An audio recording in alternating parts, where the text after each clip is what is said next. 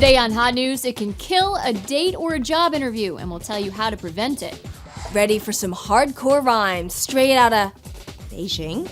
You have some plans to become a James Bond villain? I'll show you a boat you need to get. Does the idea of spending the rest of your life trapped in a cubicle scare you? Well, stick around. I'll tell you how to think outside the box. And meet a young woman who's mastered tennis from a wheelchair. Come for the show, stay for the hypnotic backgrounds. A new episode of Hot News starts right now. Got stinky breath?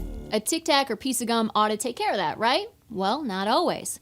According to the International Conference on Breath Odor Research, yes, it actually exists, a stick of cinnamon gum will cure your coffee breath, but other bad smells require other remedies. For example, you had a big juicy steak and your mouth smells like a meat locker. Mint floss should do the trick. Decaying chunks between your teeth, that is what causes the nasty odor. If cheese is the culprit, try black tea. Its antibacterial properties reduce plaque. And if your breath reeks of garlic, eat parsley. The plant's natural oils can neutralize the smell. But just make sure you don't get any of that green stuff stuck in your teeth. The Chinese hip-hop group Dragon Blue Tongue recently visited London as part of a cultural exchange. And speaking of exchange, that guy should really consider exchanging those glasses. Unlike a lot of American rappers, these MCs don't use much profanity. Our rap is organic, no dirty words. So what exactly do these guys rap about? We rap about Chinese food, Chinese dishes. They rap about food? Who are they? Weird Al Yankovic? If this story doesn't inspire you, call your doctor right away. There's something wrong. Sarah Castile was a star tennis player her freshman year of college until she had a terrible car accident. I became paralyzed from the waist down. But Sarah refused to let that slow her down. It made me realize the changes I need to make in my life, and it made me realize what was really important in life. And for Sarah, that still included tennis. Now, she is one of thousands of athletes from about 80 different countries who compete in a sport called wheelchair tennis. I get to travel all over the country. I've met players from all over the world. Wheelchair tennis is very similar to regular tennis. The primary difference? 2 bounces of the ball instead of 1. Oh, and they're playing in a wheelchair. After years of practice, Sarah has mastered the sport and is hoping to make next year's Paralympic team. I've never let the wheelchair stop me. I don't see any reason why it should. I would never even have dreamt of making the Olympic team if this hadn't happened. Sarah will find out in May whether she's made the team. It's based on a point system.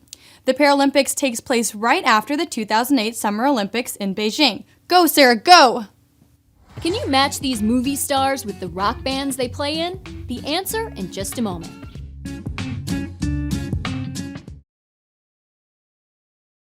Here's which celebrity belongs to which band. Wow, Kevin Costner's got a little ego problem, doesn't he? Hi, I'm Rod Kurtz from Inc.com. Just say no to the cube, and yes to starting your own business. Today, it's easier than ever. Here are a few reasons why. First of all, there are tons of resources out there today. You can get free advice from organizations like SCORE. It's made up of retired executives that have been successful in their fields.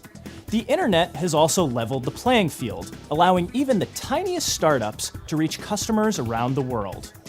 And lastly, it's become clear that young people like us are natural entrepreneurs.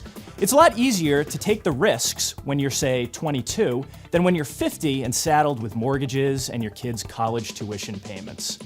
Want to check out some of the nation's best young entrepreneurs? Check out Inc.com/30under30 for our picks. Timothy Elliott was convicted of armed bank robbery in 2001 and pled guilty to trying to rob another bank in 2006. But last year, he finally figured out how to get his hands on $1 million. Buying a $10 scratch and win at the supermarket. At first, it seemed like he might not be allowed to keep the cash, since the terms of his probation forbid gambling of any kind. But the court decided, what the hell, and they let him keep it. You know, The problem with most yachts is that you can only move as fast as the wind. I mean, Wimbledon, it might be halfway over by the time you get there. The 118 Wally Power fixes that. It's 118 feet long, yet it can slice through the water at 70 miles per hour thanks to 3 massive engines. And the inside? Well, dude, check it out. Pretty sweet if you ask me. Sadly, it'll cost you almost $25 million to own one of these. But how cool would it be to water ski behind something that weighs as much as your house? That would be cool. Well, thanks for stopping by. That's all the show we have at the moment, but we're going to play a little Xbox to clear our heads and then get to work on tomorrow's episode. So make sure to stop by the site to see it. I mean the episode, not the Xbox. I'm Erin. See you tomorrow.